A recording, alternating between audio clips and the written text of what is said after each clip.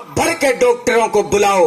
लोगों ने कहा तुम्हारा इलाज दुनिया के टॉप डॉक्टर कर रहे हैं। कहा नहीं, सबको बुलाओ, जिसने भी डॉक्टरी का दावा किया है सबको बुलाओ, मामूली कंपाउंडर है उससे भी बुलाओ, ताकि मैं पैगाम देना चाहता हूं कि अगर जब मौत आती है तो डॉक्टर मौत से नहीं बचा सकते। मेरे हाथ कफन से बाहर रख देना।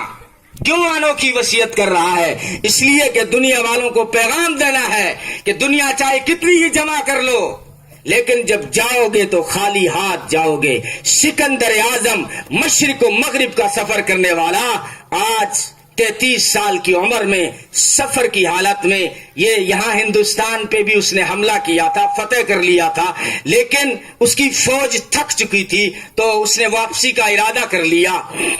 ये मोरिया से पहले आए थे, ये मोरिया से भी सिकंदर आजम पहले आए थे।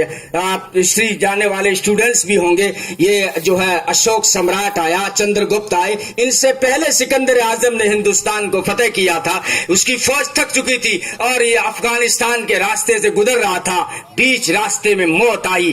कहने लगा कोई है दुनिया में जो मेरी पूरी हुकूमत ले ले, मुझे अपने गांव पहुंचा दे।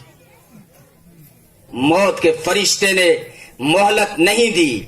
मौत का फरिश्ता जब आता है, मलिका एलिजाबेथ बरतानिया की वजीरा मलिका ने कहा था, डॉक्टरों मुझे मौत से बचाओ, मुझे जिंदगी से बचाओ, एक एक मिनट के बदले में लाखों रुपए दूंगी। डॉक्टर खामोश हो गए, हम तुम्हें मौत से नहीं बचा सकते। इसी मुल्क में जब शाहजहां की ताजपोशी हो रही थी, खुशियां मना रहे थे, आज बादशाह बने हैं, तख्त पे बिठा के ताज सजाया जा रहा था। किसी जो है मुलाजिम ने कहा, किसी गुलाम ने कहा, बादशाह सलामत, आज तो आपको ताज पहनाया जा रहा है, कल ये ताज उतारा जाएगा। आज तेरे सर पे शादी का सेहरा है, कल तेरे कानों में खुशबू होगी और कफन होगा।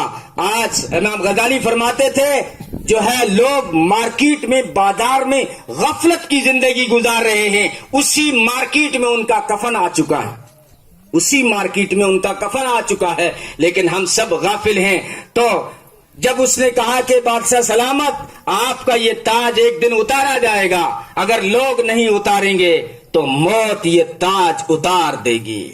इसलिए आखिरत की फिक्र करनी है। अल्लाह ताला हम सबको अमल की तौफीक अता फरमाए।